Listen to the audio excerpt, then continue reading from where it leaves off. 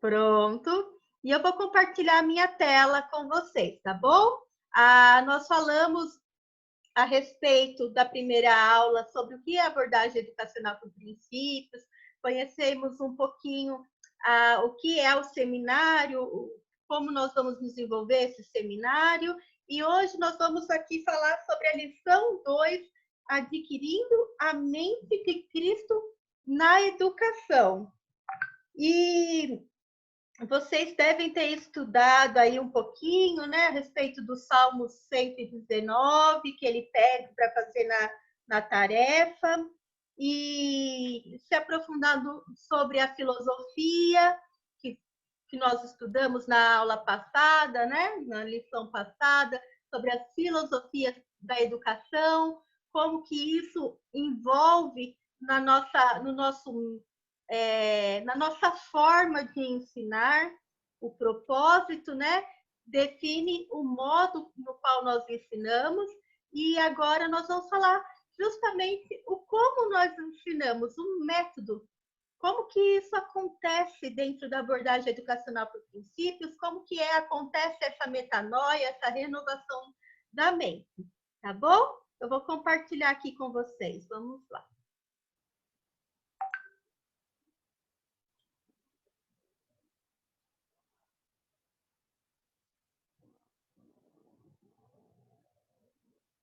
Vocês estão conseguindo ver? Sim? Legal. Ainda não, mas acho que logo já... Chegou? Sim. Legal. Então tá bom. Depois eu compartilho com vocês. Então, nós vamos falar um pouco hoje sobre fundamentos metodológicos. Lembra que nós falamos da abordagem educacional por princípios? Ela é uma abordagem porque ela contempla 3 aspectos. A filosofia, que nós falamos anteriormente, o método, que é a forma no qual nós fazemos algo, e o currículo, que vai ficar para posterior. Então, hoje nós vamos falar sobre o método, a forma, o que é, como que Deus, na tua soberania, estabeleceu esse método, essa forma de ensino. Vocês acham que ele estabeleceu o modo de fazer? Ele está preocupado também com o modo como nós vamos chegar? Ou só com o alvo, que nós alcancemos o alvo? Para ele, vocês acham que ele se importa com a forma no qual nós vamos alcançar esse alvo? O que vocês acham? Eu acho com certeza. E, de repente, a forma ela é muito mais importante do que o próprio alvo, porque é onde Deus vai trabalhando no nosso caráter, né? É o processo, isso mesmo, vai forjando, né? Vai moldando, é isso mesmo. Então, fundamentos metodológicos, ele vai falar aqui que o arranjo é o Webster, né? Lembra que o Webster é o nosso dicionário com a filosofia cristã. Então, ele fala aqui que o arranjo adequado e conveniente de coisas.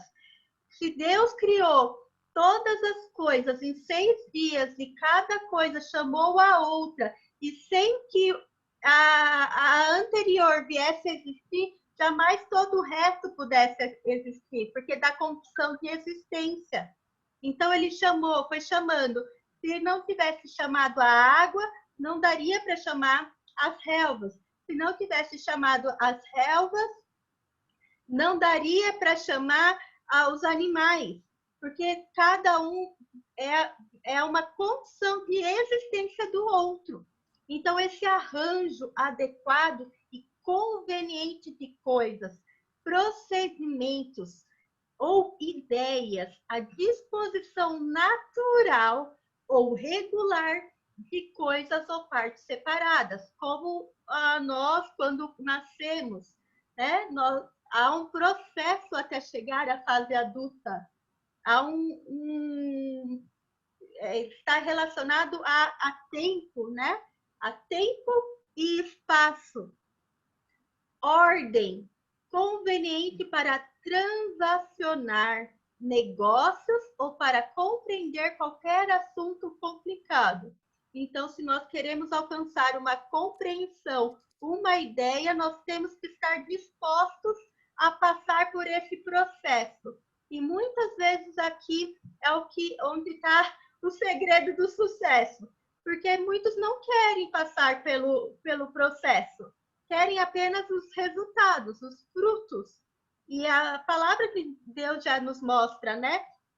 Em Salmo 37, se eu não me engano, que se semear chorando, o processo de semeadura é doloroso, né? É um trabalho, é labuta.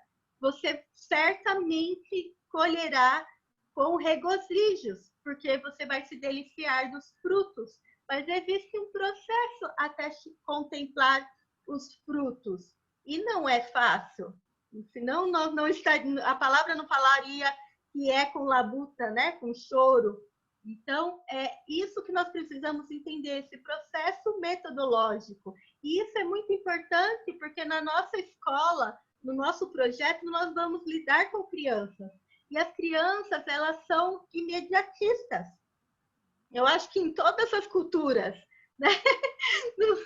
Em todo lugar do mundo, elas são imediatistas, porque elas ainda têm pouca experiência. E aí ela não tem, você tem que ir trabalhando no caráter dela para ela entender a importância desse processo e ela poder corresponder com esse processo. Senão ela vai procrastinar e aí os frutos também não virão e a culpa não vai ser de Deus, né? Vai ser dela, porque ela não passou pelo processo. E aí nós vamos falar a respeito de como acontece esse processo. Paul Gelli, que é um dos nossos escritores, né, das nossas literaturas, ele traçou na sua exegese, né, no seu trabalho, um trabalho acadêmico, bíblico, né, que ele desenvolveu, foi seu motivo de tese. Ele coloca a questão da nossa mente. A nossa mente funciona como?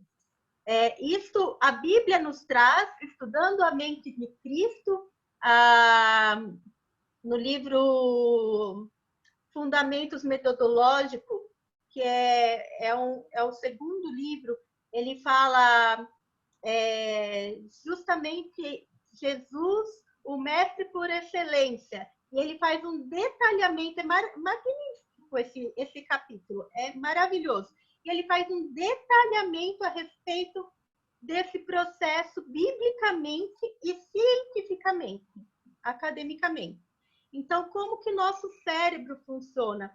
Jesus já nos ensinava, a neurociência vem ensinar agora, né? Tanto se fala aí na área da educação sobre neurociência. Olha quanto tempo de história para chegar no que Jesus já nos ensinou. Né? Era só ler a Bíblia que nós íamos perceber o processo. Tudo parte do momento que nós recebemos a informação, que é aquele momento de pesquisar. Durante a vida, nós vamos recebendo informações. E aí, o que nós fazemos com essa informação? Nós começamos um processo de reflexão. Então, reflete, medita, nós começamos a criar as imagens. Por exemplo, se eu falar para vocês, rosa, com certeza deve ter aparecido uma imagem aí para vocês. E daí, se eu falo assim, a Rosa era uma senhora muito legal que levava seu cachorro para passear. Mudou a imagem. Entende? Então, esse processo que acontece na nossa cabeça se chama reflexão. E o aluno, ou todos nós, né, terá sua mente transformada à imagem de Deus a partir da reflexão baseada na palavra de Deus sobre todos os assuntos curriculares. Então, ele parte essa pequena dinâmica que eu fiz com vocês a respeito da rosa, mostra como que a nossa mente vai relacionando, vai criando imagens, processos. Agora, imagina isso no nível master, né? Numa sala de aula ali de 40 minutos, quanto conteúdo, quanta informação a criança vai recebendo, e ela precisa começar a criar essas imagens e conectar para que ela possa criar uma ideia. Então, qual a ideia que nós queremos compor na mente das nossas crianças? Quais são esses princípios? Quais são essas imagens? Quais são essas informações, né, para que ela possa ser restaurada? A imagem, transformada a imagem e semelhança de Deus para o propósito que ela foi criada. E aí nós vamos passar para o processo de criatividade. Então, recebeu a informação, e o que eu vou fazer com essa informação? Como que eu vou gerir essa informação? Né? Deus nos deu essa capacidade, somos o único ser no mundo que tem esse poder de criatividade, que está relacionado à imagem e semelhança de Deus, porque ele é um Deus criador. Ele cria do nada. Nós não. Nós conseguimos dominar a criação, porque ele nos concedeu isso lá em Gênesis, né? Seja fecundos, multiplicai-vos, enchei a terra e dominai-a. Então, a criação ela é sujeita ao domínio do homem. Não o homem dominando o homem, mas o homem dominando a criação para o propósito de Deus. Então, ele fala de um pensamento produtivo, que produz, não um pensamento reprodutivo, que reproduz. E isso aqui é algo muito chave, porque tudo isso vai estar relacionado ao que nós vamos expor às nossas crianças e como nós a avaliamos. E como todo o nosso processo, né, vai estar ali na questão da avaliação. Se ela for simplesmente, você deu uma aula e ela só está reproduzindo o que você falou, ela não refletiu e ela não produziu algo de própria autoria, né, de composição, ela não passou pelo processo completo. Ela ainda está ali no reflexão. Ela só se tornou um papagaio, né, que repete. Papagaio também faz isso. E ele é um animal. Ele não foi feito à imagem e semelhança de Deus. Então, nós temos que pensar nesse aspecto de tornar os nossos alunos, as nossas crianças, produtiva. Ele tem que comparar, ele tem que contrastar, ele tem que fazer relações. Ele precisa, e a criança, desde pequena, já tem essa capacidade de fazer. Então, o pensamento produtivo é ser posto a serviço dos demais e a de Jesus Cristo. Nós falamos na EP que todo conhecimento ele vai ter um propósito vertical e horizontal, porque tudo vai ser colocado na cruz, né? Que tem um propósito com Deus na vertical e com os homens na horizontal. Vertical aponta ao céu, aponta a Deus. E horizontal aponta a nossa sociedade, o nosso redor, aos homens. Então, esse pensamento produtivo, ele tem que ser colocado a serviço. E aí nós podemos ver, por exemplo, na medicina, quantos pensadores, ganhadores de prêmios Nobel, foram cristãos ou judaicos, né? Com essa percepção que ele tem que servir a Deus com sua vocação.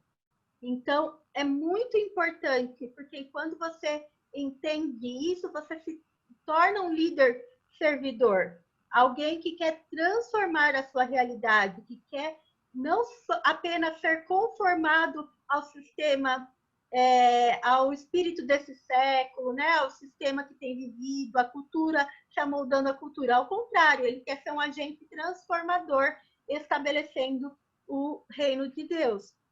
Então, os alunos com pensamentos produtivos são os que aprenderam a cultivar a independência e o hábito de raciocinar por princípios.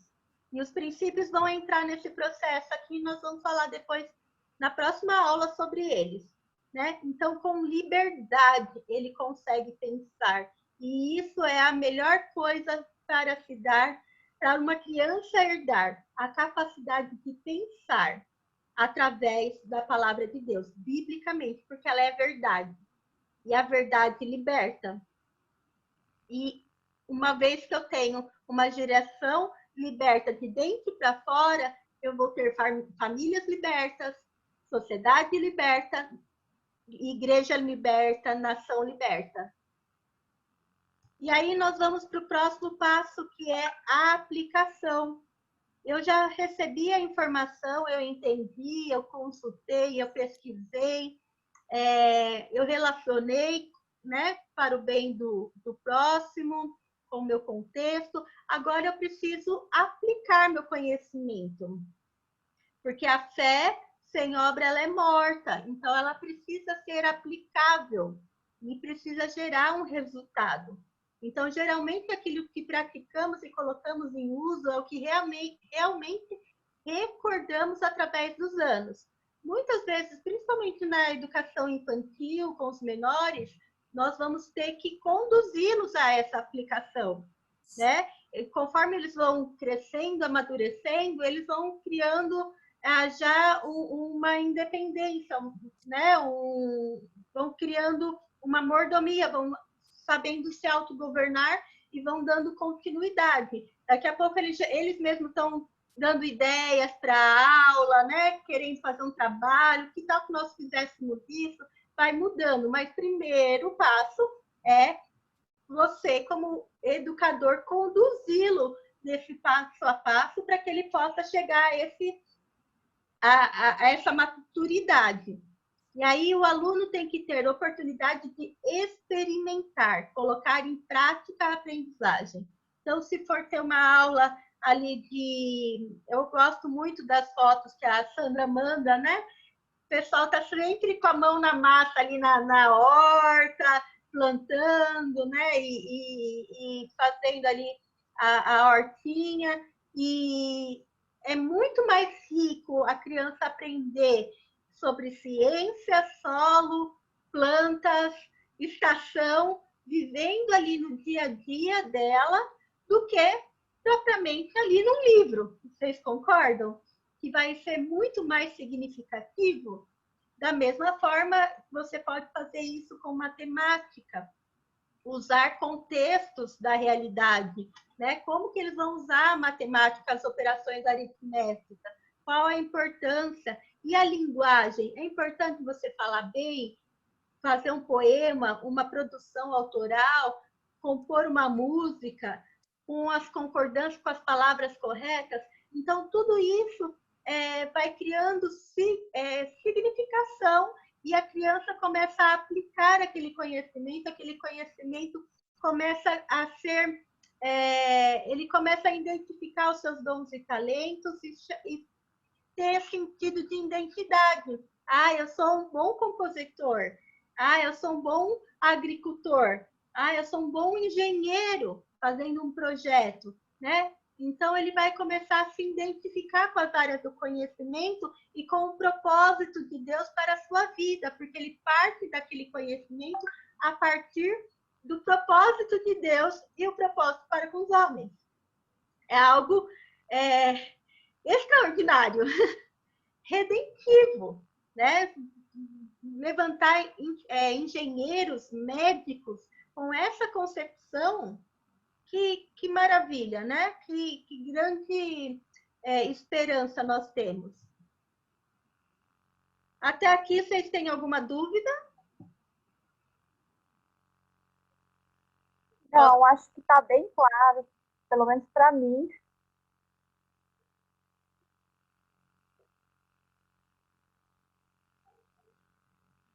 Alô? Oi, Renata. Travou? Achei que tinha travado. O mais desafiador começa conosco mesmo, né? Realmente, eu estou passando por esse processo, porque quase 50 anos eu só reproduzi, digamos assim, né? O que foi me passado, né? Então, realmente é um grande desafio, mas como se falou, a gente tem que estar disposto, né, a fazer, passar por esse processo para depois colher, né, o resultado, mas começa realmente conosco, né? É um grande desafio, mas eu estou me esforçando assim, mas eu confesso que não é fácil. Mas eu estou pedindo muito a Deus assim para continuar assim renovando a minha mente, porque não é tão simples assim. Mas eu estou gostando de tudo isso que eu estou aprendendo. Está sendo muito bom. Amém, isso mesmo. Aí isso é constante. A gente sempre vai ter um lugar, né, uma área que precisamos renovar um pouco mais, outro um pouco menos, mas o importante é ter discernimento, compreensão desse processo, né? Porque daí nós facilitamos também o processo. E é isso. Reflexão, esse processo de reflexão, a criatividade, enfim, mas a aplicação é ainda mais complicado, né? Então, porque é justamente o que a gente está fazendo agora, né? Esse é o processo, né? Estamos recebendo a informação, estamos refletindo, e aí vem esse processo criativo, que, como a Renata falou, para mim também não é fácil, porque nós fomos educados nesse modelo de educação reprodutiva, e aí, fazendo o estudo de palavras, e depois de ter passado um tempinho também sem estudar, aí a gente vê que está bem enferrujado, e a nossa realidade aqui em Timor é ainda mais difícil do que a educação que a gente teve no Brasil, porque eles vêm do sistema de educação também de colônia, então eles foram educados para não refletir, só para reproduzir, e reproduzir aquilo que eles querem, né? Então, é bem difícil. A esperança mesmo, como a gente leu no começo do livro, a professora que, conforme ela ia aprendendo, ela ia ensinando também nesse processo. Então, é isso que me dá mais esperança. Realmente, a gente não sabe. Eu entrei de cabeça nessa de abordagem por princípios, mas você falou no outro vídeo quem está engateando, quem está andando, mas eu tô assim, acabei de abrir os olhos. É assim que eu me sinto, tudo é muito novo. A gente está na amamentação ainda, né? Tomando leitinho no colo. Ah, que gostoso, mas é gostoso, né? E aproveita um tempo do leitinho. Mas é isso mesmo. Você começa a ter esse entendimento e é bem o que você falou. O sistema não quer que nós pensamos, né? Desde após a Segunda Guerra, descobriram que a educação é uma arma de guerra. E aí foi quando o Estado começou a intervir muito mais, né? Não apenas também replicando aquele processo de doutrina de religião, né? Aquela questão que a igreja já vinha fazendo na colonização dos países.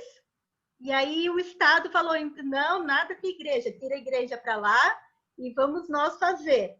Né? Mas tanto um quanto o outro é prejudicial, porque estão mais na questão comportamental, não é a verdadeira educação, não é a educação que liberta, né? É a educação que prende, que aprisiona. Então, nós precisamos aqui, Deus tem levantado cada um na sua localidade. Eu glorifico a Deus, né, por esse tempo de despertar e abrir os olhos. Louvo a Deus por esse tempo, porque é o tempo exato da mão providencial de Deus para as nossas vidas, né? E alguns abriram os olhos um pouco antes, alguns vão abrir a partir da vida de vocês, ministrando. E o importante é que abram os olhos e que continuem, né? Porque é isso que vai trazer, é o evangelho, é o que vai trazer o entendimento, as boas novas, com o poder do Espírito Santo, é aquela primeira palavra que nós falamos lá no início, do ID, né? Da autoridade, de estar conosco, é um papel sacerdotal, é um papel que Deus conta, o Senhor das missões conta conosco para isso, né? De fazer o certo da forma certa. Ele conta. Então, glorifico a Deus por esse tempo, né? De aprendizagem, de estarmos entendendo o processo. Porque nós já estávamos no processo. Todos nós já estávamos, agora nós estamos entendendo ele, né? Então, amém por isso. E aí eu vou dar continuidade a respeito do que é a abordagem reflexiva, né? Então, nós compreendemos esse processo e nós falamos que a EP ela é uma abordagem reflexiva. Porque para o efetivo ensino e aprendizagem, em uma abordagem reflexiva, é necessário que aconteça a compreensão, o entendimento e o pensamento para a ação. É o que nós estamos falando aqui. É diferente de apenas estimular os sentidos e condicioná-los a responder a algum desses estímulos. Porque na EP a mudança começa de dentro para fora, não é comportamental. E aí é fundamental a importância do desenvolvimento do raciocínio buscando a construção personalizada do conhecimento. Cada um vai ter o seu processo. Ele não adianta uma simples memorização. Nós estávamos falando ontem aqui em casa, nós recebemos um pastor, que nós chamamos de pastor, né? Que é o nosso pastor que fez casamento, apresentação dos filhos, nos batizou. E ele estava falando como é difícil aprender a segunda língua, né? E ele já é mais de idade. Ele falou como é difícil aprender a segunda língua. E o Márcio meu esposo aprende língua muito rápido. Mas o meu esposo, ele é auditivo. Ele escuta, ele aprende. O meu pastor, ele tem aquela prática de uma tradição, de uma alfabetização global, de memorização. B, A, Bá é Bá. C mais A é K. Lembra quem aprendeu dessa forma? É uma alfabetização global. Ele não é um método de auditivo disfônico. Então, eu falei para ele, você vai ter que desconstruir um processo todo na sua cabeça para construir. É diferente.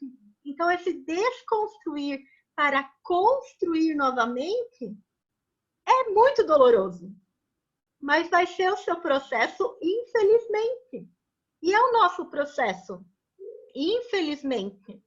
Porque nós já temos algo construído na nossa mente. E nós precisamos agora, através da palavra de Deus, quebrar todos os sofismas, todas as falácias, todas as mentiras, né? Tudo aquilo que foi construído erroneamente em nossa mente. É muito difícil, mas é possível, porque a palavra de Deus faz isso conosco. Nos quebranta e nos amolda. O meu marido é engenheiro e ele fala que a reconstrução de uma casa, a reforma, é muito mais trabalhosa, difícil do que a construção, por incrível que pareça. Sim. Eu só queria dar esse exemplo aí também. Eu concordo. Nossa, quem passou por reforma dentro de casa é horrível, né? E é muito ruim. Mas imagina, por isso que nós temos aqui com tanto ardor passando por esse processo para que os que estão vindo agora após nós, as nossas crianças que são ali uma argila mole, né? Ainda moldável, para a gente colocar da forma correta, colocando as verdades, né? Para que ela possa pensar, raciocinar. Para ela vai ser muito mais fácil do que está sendo conosco. Então, isso me traz muita alegria de poder contribuir para que essa geração não seja como nós, né? Nécios, né? Tolos, que aprendemos de forma errada, que comemos das coisas do Egito. Mas essa nova geração que vai justamente possuir a Terra, né? A Terra prometida. Então, os aspectos da metodologia visam a formação integral. O conhecimento é mais precioso do que apenas a informação.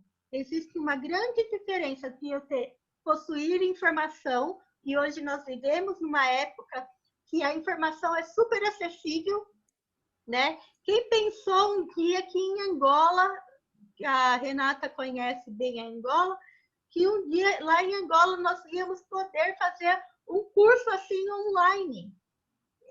Quem conheceu alguns anos atrás jamais imaginaria. Eu acho que nem eles imaginariam se não tivesse vindo a pandemia. Era inconcebível para eles ter algo assim, né, multicontinental. Para eles era inconcebível.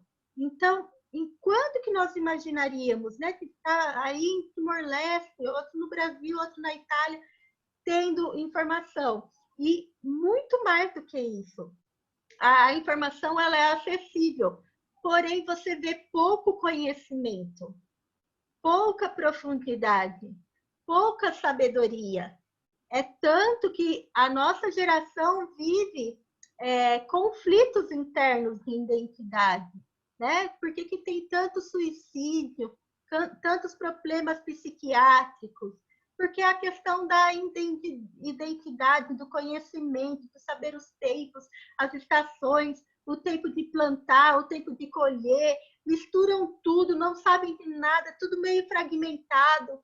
É muita voz, muito turbilhão de informação e não sabem gerir, não tem autogoverno, não tem mordomia, não tem caráter, não entende a individualidade, né? Não vê a soberania de Deus nas coisas, não consegue enxergar na perspectiva da mão providencial de Deus. Então, nós temos visto a nossa geração perecer, apesar de ter tanta informação. E nós não queremos, nós queremos que as nossas crianças, elas vão além, né? Que elas vão além mesmo, que elas consigam gerir todas essas informações a ponto de gerar conhecimento e muito além disso, da experiência gerar sabedoria. E aí nós falamos que a nossa abordagem reflexiva, ela ministra a mente e o coração. Ela transforma mente e coração. Ensinar e aprender é um processo natural, relacional, em que o coração e a mente do professor interagem com a mente e o coração do aluno. Dessa forma, o educador exerce uma abordagem tutorial, passo a passo, recalculando a rota. Isso aqui não deu certo, vamos tentar outra coisa. Não tem problema de errar, errar faz parte do processo, né? É muito importante que nós possamos errar. Nós não temos problema com reputação, com orgulho, nada disso. É importante o erro. E porque o erro faz parte do amadurecimento. E olha só que grande verdade para a nossa geração, né? Todo mundo, ninguém quer errar. Quer já acertar no ponto, mas até chegar, né? Imagina se Galileu Galilei, que é um grande pensador, não tivesse errado, falhado, né? Se nós conseguiríamos ter tantos objetos, tantas descobertas que ele alcançou. Como que seria a questão científica, os laboratórios? São tantos erros e acertos para alcançar a vacina. Como que deve estar sendo o processo agora da vacina? Requer muitos erros para alcançar o acerto. E é importante isso no processo de aprendizagem da criança. Ela vai errar, nós vamos errar, mas nesse errar existe ali a mão de Deus nos ensinando e nos amoldando e nos conduzindo ao foco, ao acerto. Dessa forma, o educador exerce uma abordagem tutorial, comprometendo-se com o ensino para o desenvolvimento da aprendizagem de cada educando e não apenas da classe no geral. Você, como professor, não ensina. Imagina, aí quantas crianças tem na sua salinha, Sandra? Cada sala com 16. 16, é um bom número, ótimo número. Eu já peguei, por exemplo, lá em Angola tinha salas com 50 alunos. Aqui tem salas com 100 alunos na rede pública. 100 alunos na rede pública, né? A pré-escola. Imagina, meu Deus, como faz uma abordagem tutorial individual? Não quer. E foi pensado para não ser desta forma, né? Então, lá no Canadá é muito engraçado.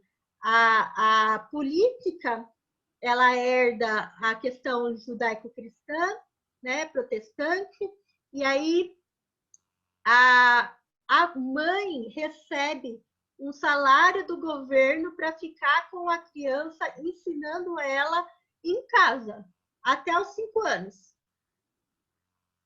E depois você manda para a escola e já tem que ir alfabetizado.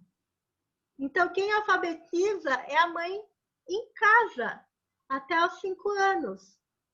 A economia que esse governo faz, com estrutura de escola, professores e blá, blá, blá, melhor lugar para ensinar do que em casa? Não tem, né? A alfabetização, que precisa ali de um cuidado muito peculiar, né? Porque cada criança num processo. Então, pensando dessa forma, é um desafio, é um grande desafio, principalmente para um campo missionário, que as necessidades são enormes. Eu passei por situações que até o próprio governo me exigia e o mantenedor me exigia: Kelly, como que nós vamos dar comida para essas crianças? Elas morrem de fome, elas não comem, algumas nunca comeram carne, né? Na escola ela vai comer, na escola ela vai ter água, na escola ela vai ter um ambiente acolhedor. Falei assim, mas vai continuar sem salvação e burrinho. Vai de barriga cheia pro inferno, eu brincava, né? Porque não adianta, claro que nós temos que cuidar disso, mas não é só isso, porque Deus está interessado na alma dessa criança, na condição dessa criança. Se ela não compreender, se eu não for canal, instrumento da parte de Deus para levar ela a Cristo, ela vai ser sempre dependente da comida e da escola e vai achar que é nossa responsabilidade, né? E como quebrar isso, como mudar isso, é só Deus mesmo dando capacidade, entendimento, compreensão, estratégias para lidar no seu contexto. Então, isso é muito importante ter esse entendimento. Como que você vai lidar com isso? No nosso caso lá, abriu o refeitório, eles vão comer lá no refeitório. Agora, na sala de aula, tem que ter aquela quantidade. Eu coloquei carteiras exatas na sala de aula, porque não pode estourar. O tamanho da sala foi pensado para ser daquela porção. Não vai aumentar, porque se eu aumentar, eu não vou conseguir conduzir essa criança numa abordagem reflexiva e eu vou continuar como estado. E para mim, Kelly, não faz sentido. Você pode continuar, mas para mim não. Né? Se sua ONG quiser dar um trabalho assistencialista, tudo bem. Mas então não é missionário. Então nós temos que ter esse entendimento, né? Ter essa compreensão. É um trabalho missionário, então se é missão, ela é de Cristo. É uma educação cristã, então ela é de Cristo. A filosofia é de Cristo, o método é de Cristo e o currículo é de Cristo. Tudo tem que refletir Cristo. E a Bíblia tem que estar no centro de todas essas coisas, de cada disciplina, de cada aula. Então, compreender isso vai fazer toda a diferença na nossa realidade, no nosso planejar, né? Na nossa estrutura e tudo mais. E aí nós temos essas duas... Oi, pode falar, Sandra. Quando eu estava estudando aquele quadro, né, da diferença também da abordagem por princípio e da educação cristã, que também é um tapa na cara, né? Porque são focos muito diferentes. A gente achando que está num caminho, e realmente aquela questão, uma visão mais evangelística, né? E aí na abordagem por princípios, que é você contemplar todos os conteúdos do currículo com abordagem por princípios, com a cosmovisão bíblica, é muito diferente do que a gente faz e do que a gente vê, né? Reproduz, mas nós já estamos agora se tornando educadores reflexivos, né? E aí vocês daqui a pouco estão compondo o currículo já para a realidade de vocês, vocês vão ver que bênção vai ser. Deus dando estratégia, dando projetos, assim, aparecendo, compondo, né? Conforme vai estudando, vocês vão somando aquilo lá, de repente vem aquele momento de criatividade, assim. Vocês vão fluir em criatividade, vocês vão ver. Amém. E aí nós temos essas duas diferenças, da educação cristã, né? Abordagem cristã e abordagem secular, que nós visamos inspirar de dentro para fora, mas a secular quer motivar, incentivar, né? E aí você vê diversos coaching que vai trabalhar muito mais a questão comportamental externa do que interna. A produção do aluno é requerida. Criança na educação infantil já produz. Como que ela produz? Com desenhos, com garatujas. Ela já está compondo, colocando para fora, expressando o que ela quer. Né? Todos vão ter que expressar, produzir. A abordagem educacional, não. Você vai preenchendo, né? Consumindo. Vai respondendo ali o livro, a apostila, que já está pré-determinado, você só tem que ir respondendo e colocando a resposta que o professor quer ouvir, né? Na cristã, os métodos são utilizados porque são certos, eles são a verdade, mas na secular é porque funcionam, você consegue manipular grandes massas, né? Número de crianças, imagina 100 alunos numa sala de aula, você tem um método que funciona, é comportamental. Na cristã, raciocinamos a partir da Bíblia. E na secular, memorizamos fatos. Só é uma buchinha que só vai retendo informação. A pontuação, pulei. Na cristã, sobrepujar as dificuldades da aprendizagem. Nós vamos analisar cada criança, e vamos criar estratégias personalizadas, né, para que ela possa ir avançando nessas dificuldades e ir galgando. Agora, na secular, nós compensamos as dificuldades. Então, se ele não conseguiu acompanhar a sala de aula, nós mandamos para uma sala de reforço. Gente, reforçar o quê? Se a criança está com dificuldade, a gente não reforça a dificuldade. A gente quer o quê? Reforçar a facilidade. Não concordam? Já é errado pelo próprio termo, né? Então, pontuação, a avaliação é feita por absolutos, por verdades. Nós falamos na aula passada a respeito dos tipos de avaliação, né?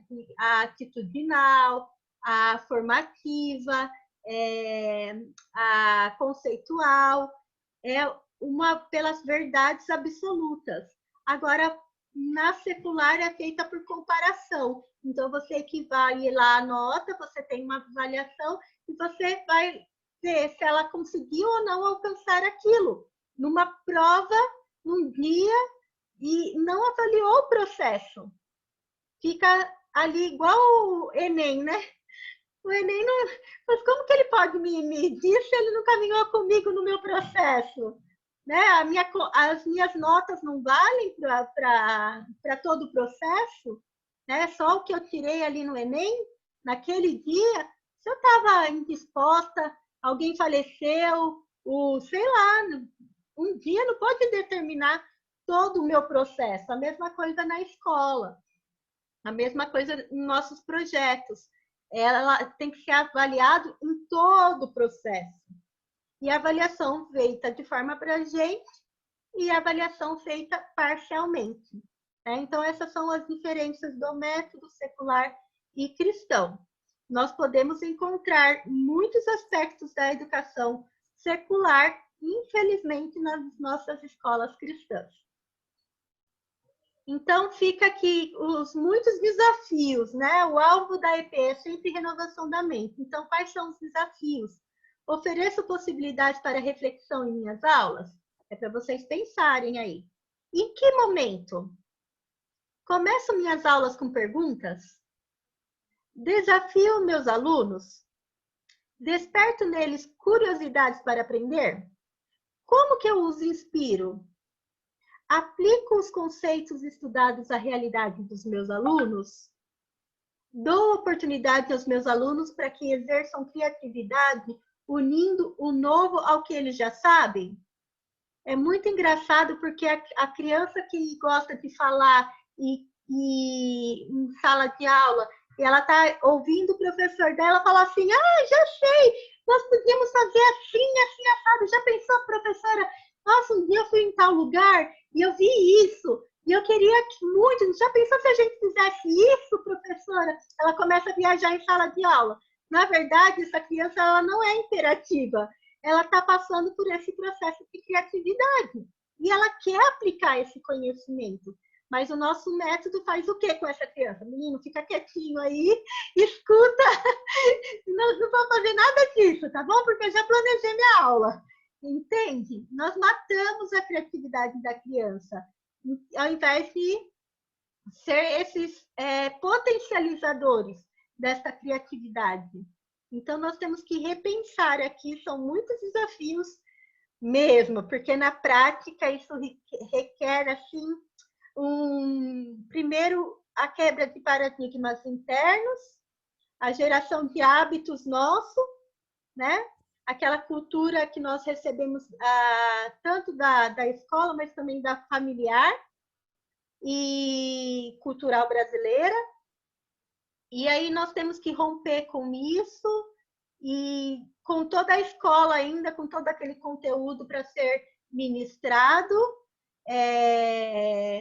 com o Estado nos cobrando que alcancemos tais níveis, né, com as crianças para cada turma. E então são muitos desafios mesmo. Requer muito labor, muito labor. E aí, vamos chegando para o final. Então, todo esse processo reflexivo, ele nada mais é do que os 4 passos, né? Então, a EP ela vai criar, Rosalie Slater pega esse processo reflexivo e transforma num método, né? Para que nós, professores, que temos todos esses desafios, como começar, né? Como que vai trabalhar? Como que nós vamos aplicar isso? No campo das ideias é tudo muito bonito e é necessário que aconteça. Mas no dia a dia, como que nós vamos executar? E aí nós temos aqui os 4 passos é um método, uma forma de fazer embasada naquela parte reflexiva. Então, começamos pelo pesquisar, depois raciocinar, depois relacionar e o registrar. No livro, ele tem aquele quadrinho, né, que vai detalhar o que é cada passo, né? Eu mandei para vocês um PDF também com os explicativos. Vocês chegaram a ler os materiais complementares? Sim. Então, a Sandra travou? Não tem problema. É importante entender esse processo, porque daí vai nos auxiliando, né, a cada passo que nós vamos tomando, né? Qual é o momento de pesquisar? Na aula, nós não precisamos colocar os 4 passos para fazer numa aula só. Nós podemos planejar uma aula de pesquisar, nós podemos fazer uma aula de raciocinar a respeito daquele conteúdo, a outra aula de relacionar. A Sandra saiu. e a outra aula de registrar, de produzir. O registrar pode ser um projeto, né, que vai gerar uma visita, sei lá, a um orfanato, a um lar dos idosos, pode ser um projeto de meio ambiente, pode ser, dependendo da disciplina, tem tanta coisa, né? Em Angola tem a questão da água, do tratamento da água, que dá para fazer um processo de tratamento com tipos de solos. Então, você vai trabalhar, você pode ter um projeto, um conteúdo, e aí você vai planejando cada momento ali. Importante entender aqui o que são esses 4 passos e como ele funciona dentro desse processo de reflexão, né? Então, nós temos ali o pesquisar, é aquele momento do reflexão, de receber a informação, de puxar todas as informações. Por isso que nós não trabalhamos com um único livro, nós trabalhamos com um currículo, mas nós buscamos informações em várias fontes primárias, né? Vários lugares para poder compor, para ter informação suficiente para que nós possamos gerar produzir algo. E aí nós raciocinamos por meio dos princípios, deduzindo, elaborando ideias guias que vão fazer desse momento do abstrato, que está aqui no campo da ideia, se tornar, que é a causa, para o efeito, se tornar uma aplicação, né? A ideia guia tem essa função, se tornar, sair da causa para o efeito, sair da reflexão para a aplicação. Ela é o momento da criatividade, né? Então, é o momento da revelação. É a hora que nossa, era isso, que simples agora é para mim, né? Mas tem um processo que precisou passar. E aí você vai ter a aplicabilidade, a parte do relacionar, de elaborar definições com as próprias palavras, de produzir, que é o que vocês estão fazendo no estudo de palavras. É um exercício, não é difícil, mas ele é trabalhoso. Ele é como um exercício físico mesmo. Quando nós vamos lá, começa os primeiros dias na academia, fazer caminhada, né? É um sacrifício levantar cedo, né? Criar aquele hábito de rotina, né? Aquele dia a dia de fazer a caminhada, é muito difícil. Mas depois que você criou um hábito, está todo dia lá, o seu organismo já é natural, ele pede de você e você já começa a fazer com naturalidade. Então, é a mesma coisa, é a ginastiquinha do cérebro, né? Vai começar ali a desenferrujar, logo mais vocês estão fazendo isso naturalmente. Naturalmente, importante é ir treinando. Então, vai ele elaborar essas definições, é a hora que eu vou aplicar, ver o meu contexto, relacionar com o meu conhecimento prévio, com o meu conhecimento adquirido, e vai conversar com tudo isso e produzir algo. E aí, no registrar, vocês têm que produzir, escrever ensaios, fazer poemas, fazer teatro, fazer uma pintura, dependendo do que for, fazer uma horta, pode ser, tem que produzir algo com aquele conhecimento, seja, por exemplo, em Angola, um filtro de água, né, potável, com os elementos da natureza, é uma produção, é um registro.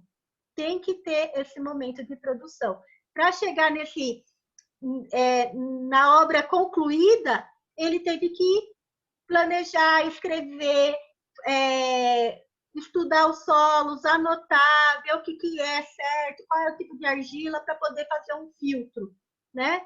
Então, olha o processo que ele passou até a produção de algo, né? Uma peça de teatro, né? Toda a elaboração até chegar no dia da apresentação. É esse o processo de colher a informação, de refletir, de ter os insights, o processo de criatividade, de trazer do campo da ideia para aplicação e uma produção autoral. É algo extraordinário. E é isso por hoje. Nós vamos só até aqui hoje, entendendo esses 4 passos. E aí, no estudo de palavras, eu achei muito pertinente a pergunta da Renata. Posso compartilhar aqui, né, Renata? Pode. Ela me fez a pergunta no particular se o estudo de palavras era esses 4 passos. Na verdade, não. O estudo de palavras ele vai entrar aqui no pesquisar. Ele é apenas uma das ferramentas, porque além dos 4 passos, nós temos algumas ferramentas para nos facilitar o que desenvolver em cada um deles. Se vocês tiverem domínio das ferramentas, os 4 passos ficam facinho depois para vocês. Vocês vão criar um método, uma forma. Vai ser prático para vocês desenvolverem. Então, o estudo de palavras é uma ferramenta, ela não tem 4 passos. Ela tem 6 passos, 6 pontos que nós chamamos. Eu nem falo passos para não confundir. São 6 pontos que está apenas aqui no pesquisar. Ele não contempla o restante. Uhum. Entende? É apenas o pesquisar. É o momento que eu estou colhendo essas informações. Estou montando ali. A gente está raciocinando e relacionando também, né? Quando a gente vai colocar com as nossas próprias palavras, fazer a nossa definição, colocar as ideias vivas. Uhum. Os 4 passos vai acontecer simultaneamente em todo o processo, desde a filosofia até o currículo. Eu consigo montar um currículo pensando nos 4 passos de uma forma mais ampla. E eu posso montar uma aula apenas em 4 passos. Ele está em todo o processo, porque todo momento nós estamos passando por esse reflexão, criatividade e aplicação. Em todo momento. E eu posso estar fazendo, por exemplo, o meu pesquisar já relacionando, eu posso fazer o raciocinar já registrando. Acontece isso, mas é importante entender a sistematização do método, para não se confundir. Porque o pesquisar, o estudo de palavras, apesar de contemplar os 4 passos, o processo reflexivo, mas ele é 6 pontos e ele é o primeiro passo nesse método. Ele é o pesquisar. Eu preciso... Kelly, como é que vocês trabalham esse estudo de palavras com a educação infantil? É uma gracinha. Eles produzem também, só que daí eles não têm a palavra inteira. E você começa a alfabetizar eles pelo estudo de palavras. Nós temos testemunhos muito lindos, né? Eu vou até pedir para uma das nossas capacitadoras que ela alfabetizou o filho dela fazendo estudo de palavras. Vou pedir para ela gravar um testemunho como que foi. Porque eles vão aprendendo, eles não aprenderam o conceito da palavra, eles estão aprendendo ainda a estrutura da palavra, o fonema, grafema. Então, você vai começar a partir disso, né? Criando esse conceito com a criança. Ela vai balbuciar as letras, daí tem a alfabetização fônica, né? É um processo de alfabetização. E você vai ter um mural daquela palavra relacionada com uma imagem. Por exemplo, mulher. Ou vai estudar árvore, né? A palavra árvore. Você deixa lá, a árvore, ela vai ter uma consciência do fonema com o grafema. Ela vai ter os sons que vai saindo. Tem 2 sons. Mais 2 sons, né? E você vai fazendo um processo de alfabetização em consciência fonológica. E ela vai ficar ali, você vai estudar várias vezes. Você vai relacionar aquela palavra a uma imagem, que vai ser o conceito. E você consegue caminhar com ela em todos os processos. O que é a árvore, qual é o conceito da árvore, depois que você já fez a estrutura da palavra. O que é árvore? Onde você vê a árvore? Você vai estar trabalhando com perguntas com as crianças. E elas vão aplicando aquilo dia a dia, a realidade, o conhecimento que ela tem. Ah, na minha casa tem uma árvore de manga, né? Não sei, de imbundeiro, né? Os tipos de árvores, de jabuticaba. Você vai trabalhando esses conceitos com ela e depois ela vai produzir através de como? Como que ela vai achar? Ela pode fazer uma pesquisa, encontrar árvores na revista, recortar a revista, porque ela relacionou, ela encontrou essa imagem de árvore. Você perdeu, né, Sandra? Porque eu estou sem energia, sem... A internet está com pico também. Não tem problema, depois você pode assistir, tá bom? Mas é importante entender que ela vai criar essa imagem. Lembra da imagem, da palavra, da rosa que eu falei?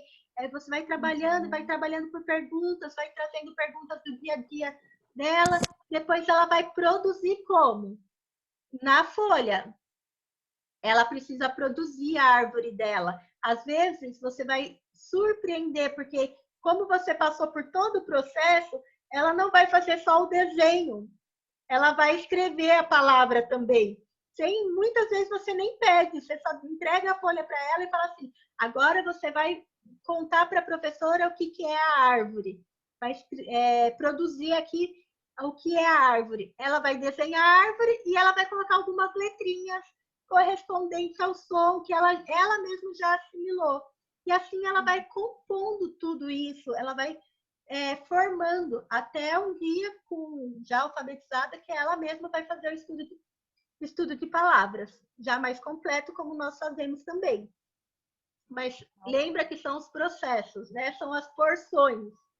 É o mesmo arroz e feijão que nós comemos, nós servimos para as nossas crianças, só que a minha porção é diferente da porção do meu bebê, né? Da minha criança, é diferente, mas é a mesma porção. E aí vai fazer esse estudo de palavras, é muito legal, eles gostam muito, e depois vão ter ferramentas para cada passo, que nós vamos aprendendo mais à frente, tá bom? Deixa eu pausar. Ótimo. Obrigada. Vocês têm perguntas mais do estudo de palavras?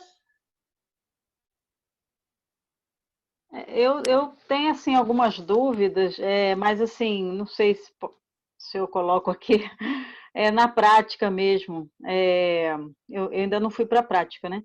Então eu tenho muitas dúvidas como é que seria, tipo, com relação ao currículo, no caso em Angola.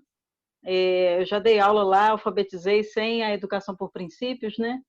Se eu usaria, no caso, o currículo deles, eu poderia colocar esses 4 passos dentro do currículo angolano. E como seria, tipo assim, cada aula, cada matéria, assim, né, língua portuguesa, matemática, estudo do meio, manual e plástica, assim, eu faria em cada aula esse processo? Daí assim, são muitos pontos, né, a ser levado em consideração. Primeiro que o currículo estadual, ele tem aquela cosmovisão de doutrinação. E aí você cai, é normal, muitas escolas querem fazer isso, mas cai num erro fatal. Já vi escolas que falaram, não vou fazer educação por princípio, não é muito complicado. Por quê? Ao invés de facilitar o processo, complica, porque quer pegar o vinho novo em odres velhos. Ele vai rachar. Não tem como. Não tem como misturar óleo e água. Não tem como. Você começa a vestir o currículo estadual, e aí você tem já um currículo conteudista do Estado, cheio de informação fragmentada, e você começa a colocar a EP, que é um trabalhão, né? Um labor fazer esse processo. Daí fica um currículo inchado, pesado para o professor e para a criança. É, assim, é muito pesado mesmo. O que nós sugerimos é compor um currículo cristão. Daí tem o do Educação para a Vida, já, né, que a Atuação Voluntária fez. Eu acho que lá os Muletos têm, né, o Educação para a Vida. Então, muitas escolas já têm utilizado esse currículo, e lá, até o 5º ano, tem todas as disciplinas, né? Mas ele foi pensado ali para Guiné-Bissau. E cada país, agora Moçambique, pegou o currículo e está adaptando para a sua realidade, né? Então, isso já ajuda muito.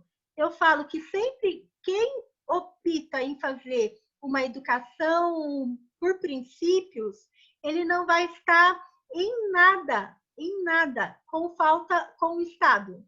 Ele é muito superior, ele se aprende muito mais, né? Muito mais. Por exemplo, em Angola e em Moçambique também, só se aprende história e geografia a partir do 6º ou 7º ano, sendo que nós vemos desde a educação infantil história e geografia, né? Então, como que eu vou ensinar a mão providencial de Deus na história sem ensinar história para essa criança?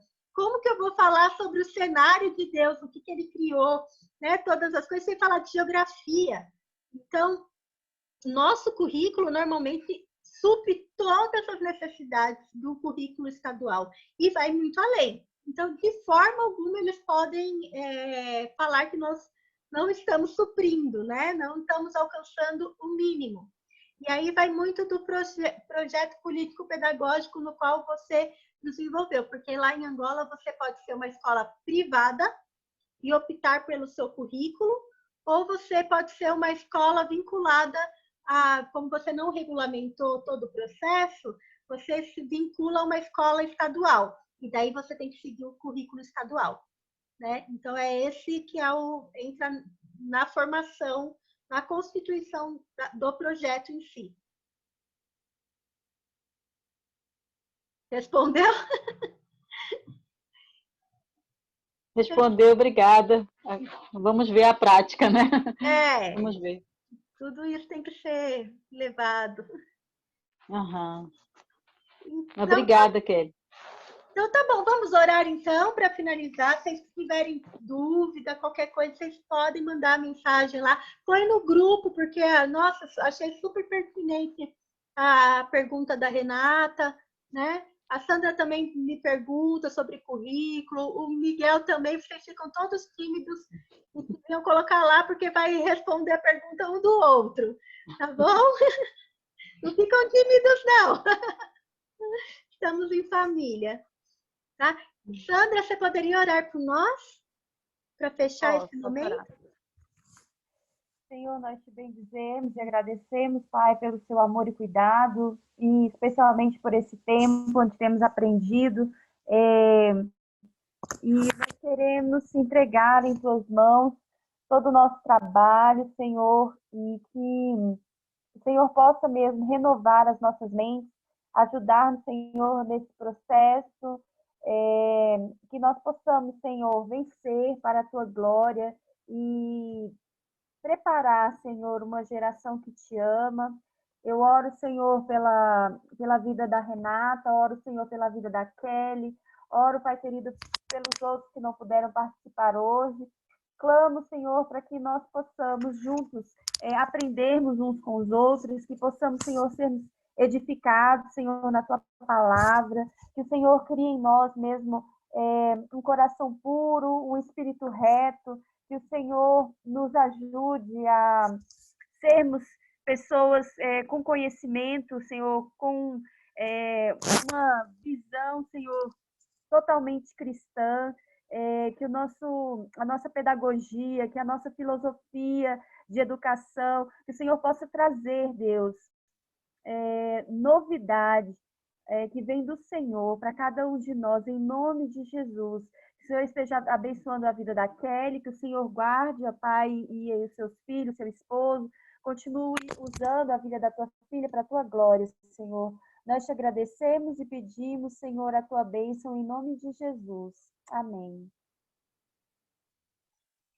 Amém. Deus Amém. abençoe. Vou postar a próxima tarefa, tá bom? Ela é continuação do estudo de palavras, vocês estão no prazo ainda. E é a parte produtiva, é um ensaio sobre o fichário, tá bom? Ela vai dar continuidade, que é parecido com aquilo que eu fiz lá no vídeo, tá? Então, nós vamos caminhando, qualquer coisa vocês podem mandar mensagem. Tá. O nosso próximo encontro é quando? Vou colocar lá, vou verificar, Ah, tá bom. tá bom? Daí a gente marca para verificar. Como a próxima é fichário, vou ver agora a próxima tarefa é fichário, é uma produção e a continuação desse processo. A próxima nós vamos falar sobre os princípios e as ideias guias, tá bom? Deus abençoe vocês, viu? Muito bom estar com vocês. Um beijo. Tchau. Tchau, um beijo. Obrigada, Kelly. Tchau, Sandra. Tchau, Renata. Tchau.